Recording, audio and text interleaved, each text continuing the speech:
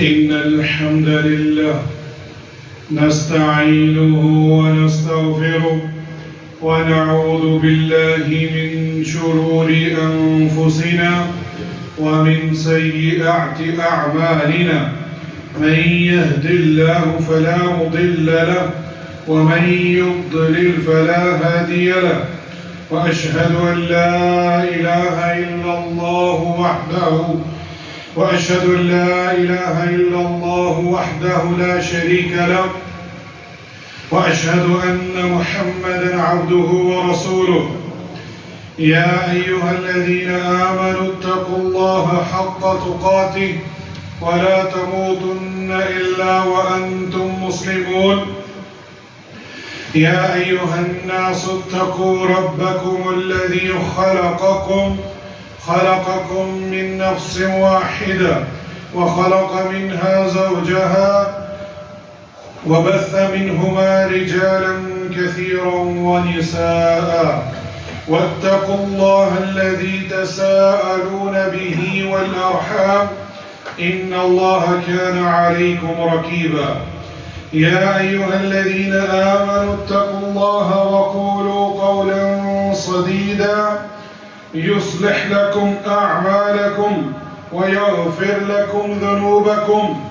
ومن يطع الله ورسوله فقد فاز فوزا عظيما أما بعد إن أصدق الحديث كتاب الله وأحسن الهدي هدي محمد صلى الله عليه وسلم وشر الأمور محدثاتها وكل محدثة بدعة وكل بدعة ضلالة وكل ضلالة في النار أعوذ بالله من الشيطان الرجيم من همزه ونفخه ونفثه بسم الله الرحمن الرحيم هل أتاك حديث الغاشية وجوه يومئذ خاشعة عاملة ناصبة تصلى نارا حامية تسقى من عين آنية ليس لهم طعام إلا من ضريع لا يسمن ولا يغني من جوع. لائق تکریم سامعین مکرم، بزرگان دین، نوجوان ساتھیوں، میں نے آپ کے سامنے سورہ الغاشیہ کی پہلی 7 آیات تلاوت کی ہیں اور آج 7 شوال 1447 ہجری اور یہ ہفتے کا سید الایام جمعہ المبارک کا دن ہے۔ یہ بہت ہی عظیم دن ہے۔ آدم علیہ السلام کو بھی اسی دن ان کی تخلیق ہوئی، اسی دن جنت میں داخل کیا گیا اور جمعے کے ہی دن جنت سے نکالا گیا اور جمعے کے دن ہی قیامت برپا ہوگی۔ جتنی بھی مخلوق ہیں تمام اس دن سورج جب نکلتا ہے تو وہ ڈرتی ہیں، اللہ کے خوف سے کانپتی ہیں، کہیں آج قیامت نہ ہو، سوائے جن اور انسان کے، وہ غافل ہوتا ہے۔ اور آج ہم اس جمعہ المبارک کے دن میں یہ جاننے کی کوشش کریں گے کہ جو محنت، جو عبادات ہم نے رمضان المبارک میں کی ہیں یا اس سے پہلے اپنی زندگی میں عبادات کی ہیں، کیا کہیں ہمارے اعمال میں کچھ ایسے عمل تو نہیں جو ہمارے اعمال کو ضائع کر دیں، نیکیوں کو برباد نہ کر دیں؟ اور یہی ہمارے خطبے کا موضوع ہے۔ پہلے میں ترجمہ بیان کر دوں۔ هل اتاک حدیث الغاشیہ، کیا تجھے بھی چھپا لینے والی قیامت کی خبر پہنچی ہے؟ غاشیہ یہ قیامت سے اس کی تفسیر کی گئی ہے۔ وجوہ یومئذ خاشعہ، اس دن بہت سے چہرے ذلیل ہوں گے اور رسوا ہوں گے۔ عاملۃ ناصبہ، وہ محنت کر کے تھک چکے ہوں گے، یعنی اپنی عبادات کر کے تھک چکے ہوں گے. تصلی نارا حامیہ، وہ دھکتی ہوئی آگ میں جائیں گے. اعمال کیے ہیں محنت کے ساتھ، کثرت کے ساتھ، لیکن دھکتی ہوئی آگ میں جائیں گے. تسقی من عین آنیہ، اور نہایت گرم چشمے کا پانی ان کو پلایا جائے گا. لیس لہم طعام الا من ضریع، ان کے لیے سوائے کانٹے دار درختوں کے اور کچھ کھانے کو نہ ہوگا. لا یسمن ولا یغنی من جوع، جو نہ موٹا کرے گا نہ بھوک مٹائے گا. کون سے ایسے اعمال ہیں جو ہمارے اندر اگر شامل ہوں تو نیکیاں برباد ہو جائیں گی، غارت ہو جائیں گی، اور جو اعمال نیک ہیں ان کو ضائع کر دیتے ہیں. اس خطبے کے اندر 19 کے قریب ایسے اعمال ہیں، لیکن مختصر وقت میں جتنا بیان کر سکا انشاءاللہ کرتے ہیں. پہلا ایسا عمل اگر کسی کے اعمال میں ہوگا تو اس کے اعمال سارے برباد ہو جائیں گے، وہ ہے شرک کرنا. مشرکین کے اعمال کے بارے میں اللہ سبحانہ و تعالیٰ فرماتے ہیں ما كان للمشركين ان يعمر مساجد الله شاهدين على انفسهم بالكفر اولئك حبطت اعمالهم وفي النار هم خالدون. اللہ سبحانہ و تعالیٰ نے یہاں فرمایا ہے لائق نہیں ہے مشرک اللہ سبحانہ و تعالیٰ کی مسجدوں کو آباد کرے. اللہ اکبر، غور کیجئے، مشرک اللہ کی مسجدوں کو آباد نہیں کرتے، وہ غیر اللہ قبر کے مجاور بن جائیں گے، ان کو آباد کریں گے لیکن اللہ کی مسجدوں کو آباد نہیں کریں گے. حالانکہ وہ خود اپنے کفر کے آپ ہی گواہ ہیں. ان کے اعمال غارت اور عقارت ہو گئے اور وہ دائمی طور پر جہنمی ہے. یعنی مشرک شخص اگر اس پر مر جائے اور اس نے جتنے بھی اعمال کیے ہیں وہ سب ضائع ہو جائیں گے. اللہ سبحانہ و تعالیٰ نے شرک کو سامنے رکھتے ہوئے، یہ اتنا بڑا جرم ہے کہ اللہ سبحانہ و تعالیٰ نے 18 انبیاء کا ذکر کرنے کے بعد فرمایا ہے. کتنے انبیاء؟ 18. میں نام لوں گا، گننا آپ نے ہے. سب سے پہلے سورہ الانعام کی آیت نمبر 81 سے لے کر 88 کے اندر یہ ساری تفصیل موجود ہے. گھر جا کر پڑھیے، قرآن کو تدبر کے ساتھ غور و فکر کیجئے کہ اللہ نے کیا فرمایا ہے. پہلے انبیاء کا نام جد الانبیاء اولو العظم میں سے ابراہیم علیہ السلام، اسحاق، یعقوب، نوح، داؤد، سلیمان، ایوب، یوسف، موسیٰ و ہارون، زکریا، یحییٰ، عیسیٰ، الیاس، اسماعیل، یسع، یونس و لوط علیہ السلام. یہ 18 انبیاء کا ذکر کرنے کے بعد آیت نمبر 88 میں اللہ فرماتے ہیں وَلَوْ أَشْرَكُوا لَحَبِطَ عَنْهُمْ مَا كَانُوا يَعْمَلُونَ. اگر یہ بھی شرک کرتے تو یقیناً ان کے اعمال بھی ضائع ہو جاتے. اللہ اکبر. یعنی شرک ایک ایسا بڑا جرم ہے کہ اس سے انبیاء و رسل بھی مستثنا نہیں ہے. اور یہ میرے اور آپ کے لیے یہاں سبق ہے. انبیاء و رسل توحید پر قائم رہے، توحید کی دعوت دی اور توحید پر ہی اللہ سے جا ملے. انہوں نے شرک نہیں کیا. لو کا لفظ ہے کہ اگر وہ بھی کرتے تو ان کے بھی اعمال برباد ہو جاتے. اس سے اندازہ لگا لیجئے ہماری کیا حیثیت ہے، ہم کس بات کی موری ہیں کہ ہم اپنے آپ کو اس سے مستثنا سمجھتے ہیں. اکثر اور بیشتر سننے میں آتا ہے کہ مسلمان تو شرک کر ہی نہیں سکتا. اور یہاں اللہ سبحانہ و تعالی انبیاء کرام کو مخاطب ہو کر کہہ رہے ہیں. پھر ایک دوسرے مقام پر فرمایا وَلَقَدْ أُوحِيَ إِلَيْكَ وَإِلَى الَّذِينَ مِن قَبْلِكَ لَئِنْ أَشْرَكْتَ لَيَحْبَطَنَّ عَمَلُكَ وَلَتَكُونَنَّ مِنَ الْخَاسِرِينَ. سورہ الزمر آیت نمبر 65. اب یہاں آپ صلی اللہ علیہ وسلم سے مخاطب ہیں. یقیناً آپ اور آپ سے پہلے انبیاء کی طرف ہم نے وحی کی گئی ہے. اللہ اکبر. آپ صلی اللہ علیہ وسلم کو علم دیا جا رہا ہے کہ آپ کی طرف بھی ہم نے وحی کی ہے اور اس سے پہلے جو انبیاء ہیں ان کو بھی اس کے بارے میں وحی کے ذریعے آگاہ کیا ہے.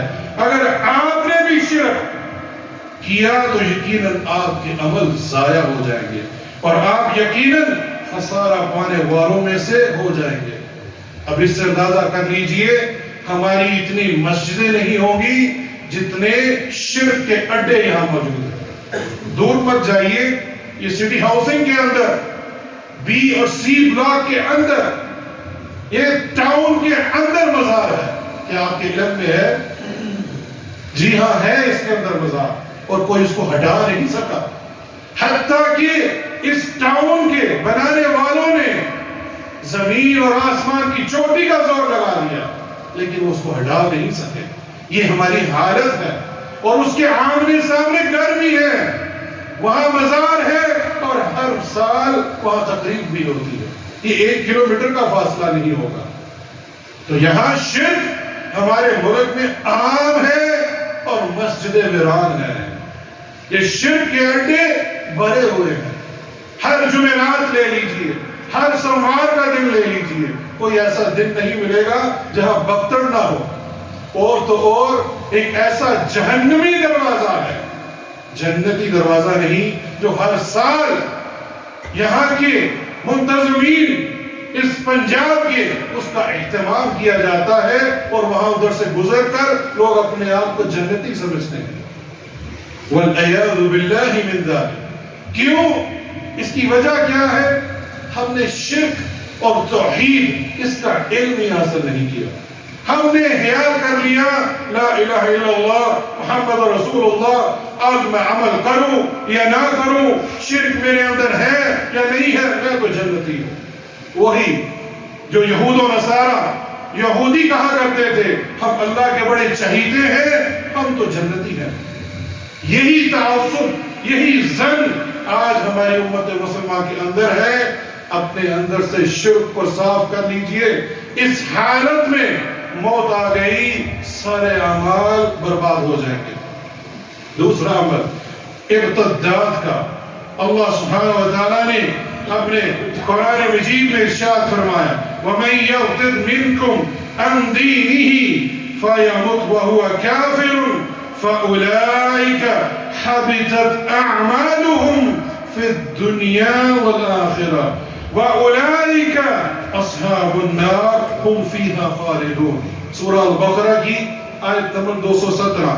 اگر تم میں سے جو کوئی اپنے دین سے پھر جائے اور کفر کی حالت میں مر جائے، یہ وہ لوگ ہیں جن کے دنیا اور آخرت میں اعمال ضائع ہو گئے. وہ لوگ جہنمی ہیں اور اس میں ہمیشہ رہیں گے. اللہ اکبر.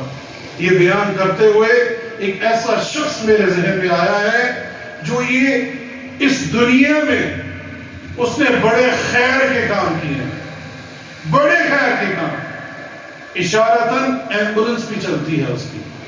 وہ آخری وقت میں، یہ ریکارڈنگ موجود ہے، وہ شخص کہتا ہے کہ جنت میں سارے جائیں گے، میرا وہاں کیا کام، میں تو جہنم میں جانا پسند کروں گا، وہاں جا کے ان کی مدد کروں گا.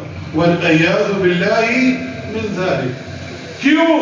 اس نے توحید کو سمجھا ہی نہیں، اس نے شرک کی نوعیت کو سمجھا ہی نہیں اور وہ جہنم میں جانا پسند کر رہا ہے اور یہ کہہ کر کہ میں جہنم میں جا کے ان کی مدد کروں گا. وَالْعِيَاذُ بِاللَّهِ مِنْ ذَلِكَ. ایسے الفاظ سے اس کی جان کیوں نہیں نکل گئی؟ وہ تڑپ کیوں نہیں گیا کہ اللہ کے ساتھ آپ مذاق کر رہے ہو؟ جو جہنمی ہے وہاں کوئی کسی کا مددگار نہیں ہوگا، وہ عذاب چکھے گا۔ تو یہ مرتد الفاظ ہے، یہ کلمہ کفریہ ہے جو لوگ ایسے ادا کرتے ہیں۔ اسی لیے کہا گیا ہے کہ جب بھی مرنا وَلَا تَمُوتُنَّ إِلَّا وَأَنْتُمْ مُسْلِمُونَ، اپنی زندگی میں توحید کو سمجھ لیجئے، یہ نہ ہو کہ ہم کفر میں مر جائیں اور پھر ہمارا انجام والعیاذ باللہ ہمیں بچا کے رکھے جہنمی ہو جائے۔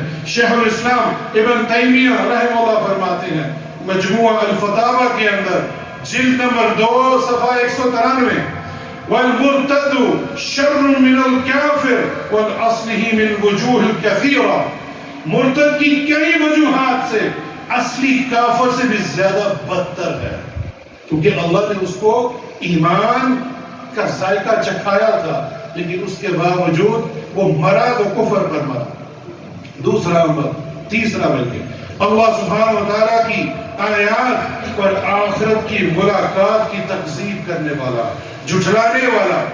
اللہ سبحانہ وتعالیٰ سورہ الاعراف آیت نمبر 147 میں ارشاد فرماتے ہیں والذین کذبوا بآیاتنا ولقاء الآخرہ حبطت اعمالهم، یہ لفظ ہمیشہ یاد رکھیں، حبطت اعمالهم۔ جب بھی قرآن کی تلاوت کریں اس آیت کو پڑھے غور سے، کون سا ایسا عمل اللہ بیان کر رہے ہیں کہ اس کے اعمال برباد ہو رہے ہیں۔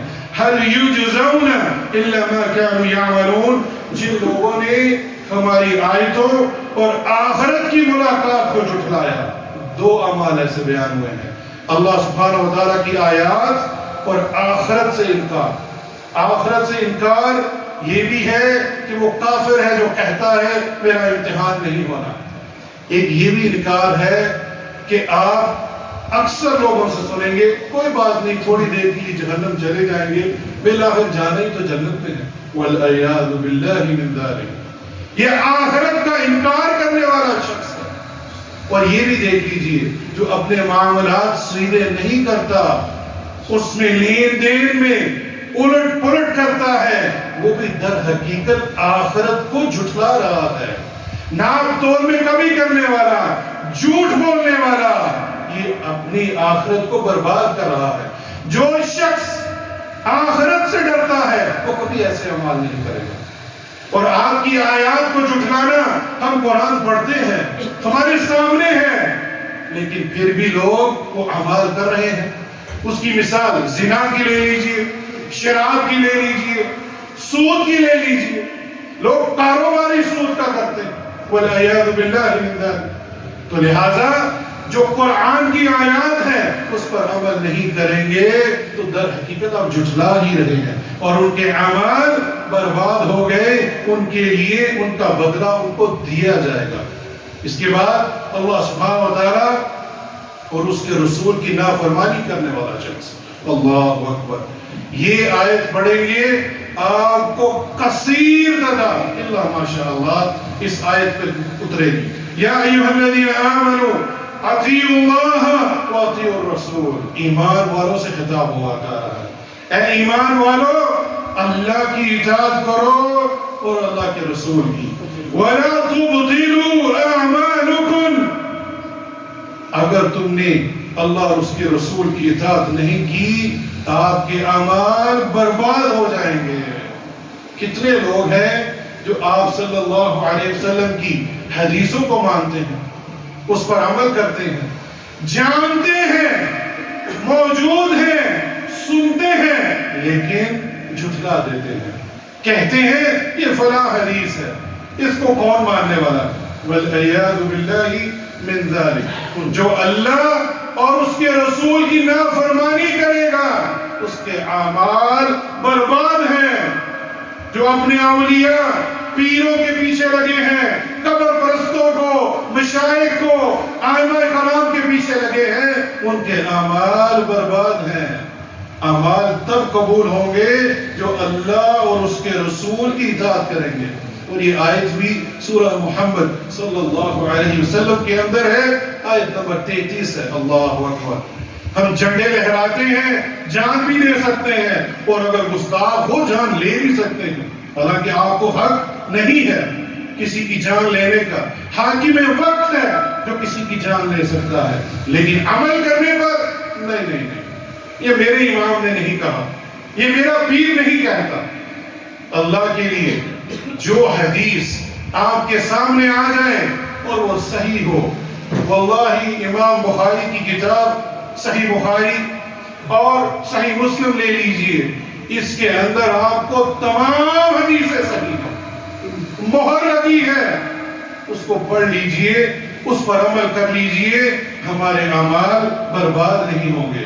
پھر بدعتی شخص، اللہ اکبر، سیدہ عائشہ رضی اللہ عنہ بیان کرتی ہیں کہ اللہ کے رسول صلی اللہ علیہ وسلم نے فرمایا، اور یہ حدیث امام بخاری لے کر آئے، من احدث فی امرنا هذا ما ليس فيه فهو رد، جس نے ہمارے اس دین میں ایسی چیز ایجاد کی جو اس میں نہیں ہے، پس وہ مردود ہے، غیر مقبول ہے۔ اللہ اکبر۔ پتہ چلا عبادت کرنے کے لیے دلیل چاہیے، جب تک دلیل نہیں آپ عبادت نہیں کر سکتے، اور اگر کریں گے بغیر دلیل کے تو وہ آپ کا عمل مردود ہو جائے گا۔ اسی لیے عبادت کرنے کے لیے اخلاص چاہیے اور طریقہ رسول اللہ صلی اللہ علیہ وسلم کا۔ پھر ایک اور موقع پر اللہ سبحانہ وتعالیٰ نے فرمایا، یہ صحیح مسلم کی روایت ہے، من عمل عملا لیس علیہ امرنا فہو رد، جس نے کوئی ایسا عمل کیا جس پر ہمارا حکم نہیں یا آپ نے تعلیم نہیں دی، وہ بھی مردود ہے۔ اور بدعتی کی تو توبہ قبول نہیں ہوتی جب تک وہ بدعت چھوڑ نہ دے۔ جی ہاں، یہ صحیح سند کے ساتھ ثابت ہے کہ اللہ سبحانہ وتعالیٰ کے رسول صلی اللہ علیہ وسلم نے فرمایا کہ بدعتی شخص کے اوپر حجاب کر دیا گیا ہے اس کی اور اس کی بدعت کے درمیان، جب تک وہ بدعت کو چھوڑ نہ دے اس کی توبہ نہیں قبول ہوگی۔ اب کیا کرو گے آپ؟ اس کا طریقہ کیا ہے؟ آپ کو کوئی حدیث مل گئی، آپ صلی اللہ علیہ وسلم کا عمل مل گیا، اپنی بدعت کو پکڑ کے پھینک دیجئے اور آپ صلی اللہ علیہ وسلم کے طریقوں کو اپنا لیجئے، پھر آپ کی توبہ قبول ہوگی۔ وگرنہ وہ ساری عمر توبہ استغفار کرتا رہے اور بدعت کو نہ چھوڑے تو اس کی توبہ نہیں قبول ہوگی۔ ایک اور ایسا عمل، عصر کی نماز کو چھوڑنا۔ اللہ اکبر۔ واللہ یہ ایسی پانچوں نمازیں ہی اہمیت کی حامل ہیں۔ ایک مشرک اور ایک مسلمان کے درمیان جو اگر کوئی لکیر ہے تو نماز کی ہے، لیکن صلاۃ العصر اس کا قرآن میں بھی ذکر ہے اور آپ صلی اللہ علیہ وسلم سے بھی ثابت ہے۔ سیدنا ابو الملیح رضی اللہ عنہ اس کے راوی ہیں اور آپ صلی اللہ علیہ وسلم نے فرمایا، من ترک صلاۃ العصر فقد حبط عمله۔ امام بخاری یہ حدیث لے کر آئے، جس نے نماز عصر چھوڑ دی قصدن، ایک تو شرعی عذر ہے، بھول گیا یا سویا رہا، یہاں قصدن چھوڑے، اس کے اعمال برباد ہو گئے۔ اللہ اکبر۔ پھر سیدنا عبداللہ بن عمران رضی اللہ عنہما سے روی ہے کہ وہ فرماتے ہیں، الذین تفوتہ صلاۃ العصر کأنما وطر اہلہ ومالہ، او کما قال صلی اللہ علیہ وسلم۔ امام بخاری یہ حدیث لے کر آئے ہیں، جس کی نماز عصر چھوٹ گئی گویا اس کا اہل و عیال اور مال لوٹ گیا۔ اللہ اکبر، اس کا سب کچھ برباد ہو گیا۔ اسی طرح اللہ سبحانہ وتعالیٰ نے سورہ البقرہ کے اندر 5 نمازوں کے ذکر کے بعد اس کا ذکر کیا، حافظوا علی الصلوات والصلاة الوسطی، نمازوں کی حفاظت کرو، 5 نمازوں کی، اور بالخصوص درمیان والی نماز کی۔ یہاں مفسرین نے 2 قول بیان کیے ہیں، ایک صلاۃ الوسطی جس کو صلاۃ الفجر کے ساتھ منسلک کیا ہے، اور ایک صلاۃ العصر کے ساتھ، اور صحیح اور راجح قول علماء کرام کہتے ہیں کہ وہ صلاۃ العصر کا ہے، واللہ عالم۔ اور یہاں 5 نمازوں کے بعد کس کا ذکر ہے؟ صلاۃ الوسطی وقوموا للہ قانتین، اور اللہ سبحانہ تعالیٰ کے باادب کھڑے ہوا کرو. یعنی جو طریقہ ہے وہ آپ صلی اللہ علیہ وسلم کا ہونا چاہیے. پھر ایک اور عمل ریاکاری. رسول اللہ صلی اللہ علیہ وسلم نے فرمایا من عمل منہم عمل الآخرة للدنیا لم يكن له في الآخرة نصیب، او کما قال صلی اللہ علیہ وسلم. صحیح الجامع الصغیر کی روایت، شیخ ناصر الدین البانی نے اس کی سند کو صحیح کہا ہے. اس امت میں جس نے آخرت کا عمل دنیا کے فائدے اور دکھلاوے کے لیے کیا، آخرت میں اس کا کوئی حصہ نہیں ہے. اللہ اکبر. میں یہاں ایک طویل حدیث کا اس کو مختصر کرتا ہوں. شفیع الصبیح رحمہ اللہ فرماتے ہیں کہ وہ مدینہ میں داخل ہوئے اور ایک ہجوم تھا، اور اس ہجوم میں ابو ہریرہ رضی اللہ عنہ وہاں موجود تھے. اور انہی تابعین نے پوچھا مجھے کوئی ایک ایسی حدیث بتائیے جو میں یاد کر لوں اور اس پر عمل کروں. آپ یقین کیجئے ہم تو حدیثیں پڑھ کے جھٹلا دیتے ہیں. ابو ہریرہ رضی اللہ عنہ یہ حدیث سنانے سے پہلے چیخ مارتے ہیں اور بے ہوش ہو جاتے ہیں. یہ عمل 3 بار ہوا، حدیث سنائی نہیں جا رہی. چوتھی بار سنانے لگے. یہ تابعی کہتے ہیں شفیع الصبحی رحمہ اللہ، میں نے ان کو اپنے بازو میں لیا، ان کو کھڑا کرنے کی کوشش کی اور کھڑا کر کے کہا اے ابو ہریرہ مجھے حدیث سنائیے تاکہ میں اس پر عمل کر سکوں. اور ابو ہریرہ رضی اللہ عنہ وہ فرماتے ہیں، وہ حدیث مشہور ہے، ایک قاری قرآن، ایک شہید اور ایک اللہ کی راہ میں خیر کرنے والا، صدقہ خیرات کرنے والا. یہ حدیث ہم سب کو معلوم ہے. وہ ایک ایک کر کے سنائی اور کہا کہ اللہ کے ہاں ان کے اعمال قبول نہیں ہوئے کیونکہ اخلاص نہیں تھا، دکھلاوا تھا. قاری قرآن، شہید اور اللہ کی راہ میں صدقہ خیرات کرنے والا. اپنے اخلاص کو درست کیجیے. علماء کرام بالخصوص امام ثوری رحمہ اللہ فرماتے ہیں میں نے ساری زندگی 24 گھنٹے اپنے اخلاص کی اصلاح کی ہے. جب بھی میں کچھ کرنے گیا ہوں اپنے اخلاص کو ڈانٹا ہے، جانچا ہے، اپنے دل میں جانچا ہے، دیکھا ہے کہ کیا میرے اندر کوئی ریاکاری تو نہیں. واللہ صحابہ کرام قرآن پڑھتے تھے، اگر کوئی آتا تو اوپر جاری کا کپڑا کر دیتے کہ اس کو پتہ نہ چلے کہ میں نے قرآن کی تلاوت کر رہا ہوں. صحابی رسول صبح فجر سے نکل جاتے، مغرب کے بعد گھر آتے اور ان کی گھر والیوں کو ساری عمر پتہ نہیں ہوتا تھا کہ آج میرے خاوند نے نفلی روزہ رکھا. گھر والی سے کوئی چیز چھپا سکتا ہے؟ یہ اخلاص جو ہمیں چاہیے، اللہ سبحانہ و تعالی ہمیں اخلاص عطا فرما دے. احسان جتلانا. اللہ سبحانہ و تعالی نے فرمایا یا ایھا الذین آمنوا لا تبطلوا صدقاتکم بالمن والاذى، سورہ البقرہ کی آیت نمبر 264. اے ایمان والو اپنے صدقات کا احسان جتلا کر اور اذیت پہنچا کر برباد نہ کرو. اللہ اکبر. کسی کے ساتھ کوئی نیک خیر ہائی کی جائے تو اس کا احسان کبھی مت جتلائیے. اقربا پروی. اللہ اکبر. سیدنا ابو بکر رضی اللہ عنہ سے یہ حدیث مروی ہے اور آپ صلی اللہ علیہ وسلم نے فرمایا من ولی من امر المسلمین شیئا فامر علیہم عہدا، جس شخص کو مسلمان کی امارت، بادشاہت، کوئی حکومت کا عہدہ دیا گیا ہو اور اپنی قرابت داری کا لحاظ کرتے ہوئے رشتہ دار کو ان پر مسلط کر دے. اللہ اکبر. یہ چیز عام ہے ہمارے معاشرے میں.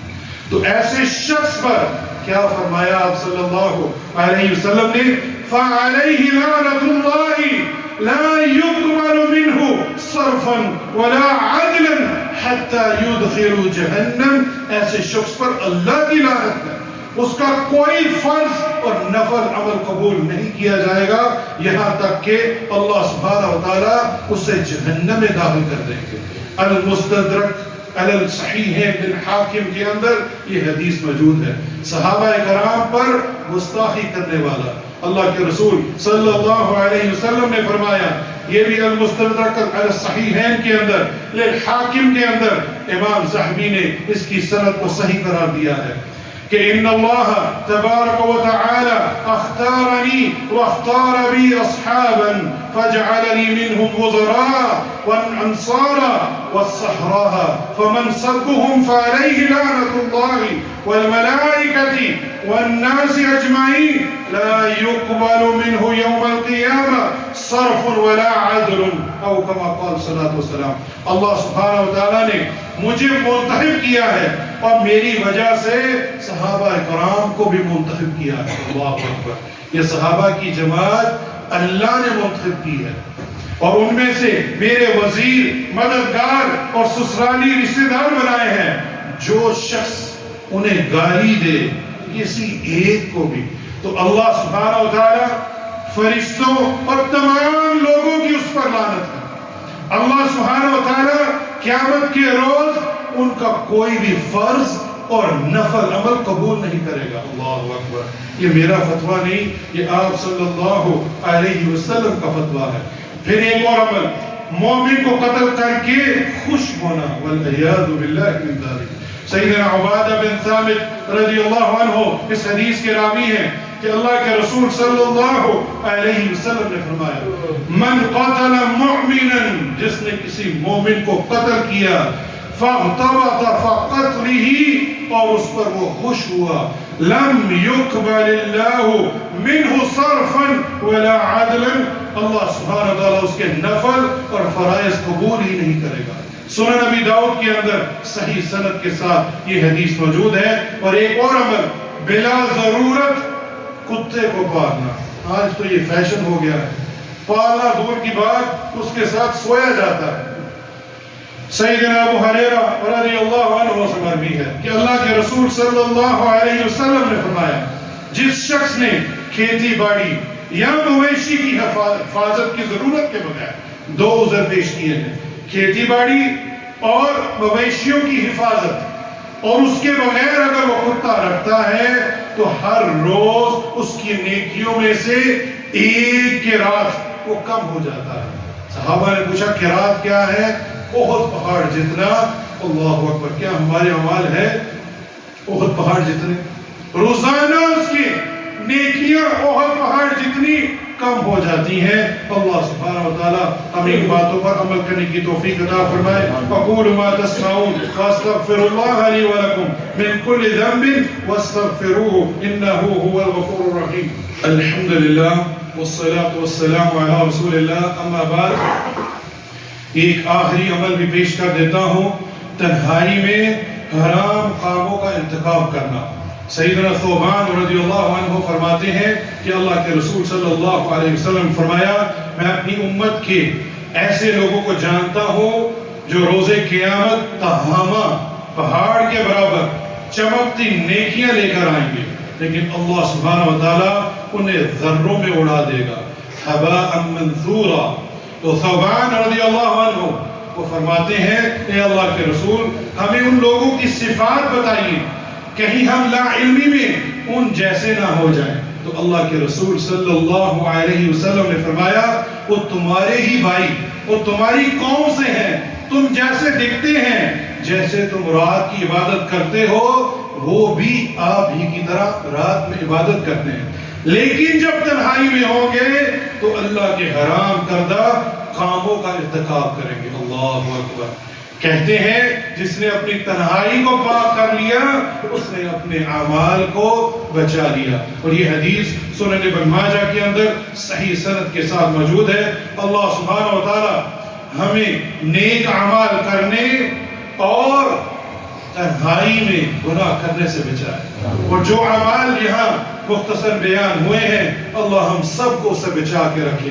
ان اللہ وملائکتہ یصلون علی النبی یا ایھا الذین آمنوا صلوا علیہ وسلموا تسلیما۔ اللہم صل علی محمد وعلی آل محمد کما صلیت علی ابراہیم وعلی آل ابراہیم انک حمید مجید۔ اللهم بارك على محمد وعلى آل محمد كما باركت على إبراهيم وعلى آل إبراهيم إنك حميد مجيد. یا اللہ ہم نے جو اعمال کیے ہیں رمضان میں اس کو قبول فرما. یا اللہ ہمیں اس پر استقامت عطا فرما. وَاعْبُدُ رَبَّكَ حَتَّى يَأْتِيَكَ الْيَقِينُ.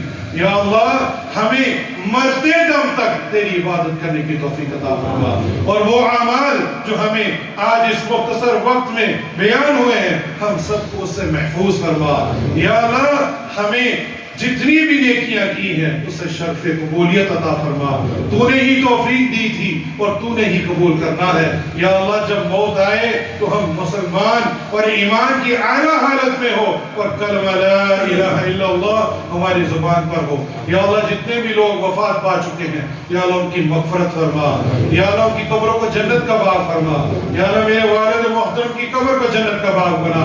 یا اللہ اس مسجد کے بنانے والے جس کے نام پر یہ مسجد بنی ہے یا اللہ ان کی قبروں کو بھی جنت کا باغ بنا.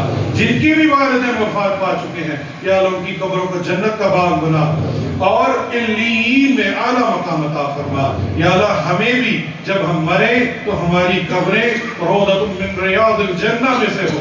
یا اللہ ہمیں ایمان کی حالت میں موت عطا فرما. ہم سب کے گناہوں کو معاف فرما اور بیماروں کو شفاء کاملہ اور عاجلہ عطا فرما. جتنے بھی بیمار ہیں یا اللہ ان کی بیماریوں کو دور فرما. یا اللہ جو مشکل میں ہے یا اللہ ان کی پریشانیوں مشکلوں کو دور فرما. جو اولاد مانگتے ہیں یا اللہ ان کو نیک اور صالح اولاد عطا فرما. اور یا اللہ تو نے جن کو اولاد دی ہے ان کو نیک اور صالح بنا. یا اللہ ہمیں رشتے جوڑنے والا بنا, رشتے توڑنے والا مت بنانا. اللہم رب هذه الدعوة التامة. الله أكبر. اللهم إنا عفو تحب العفو فاعف عنا.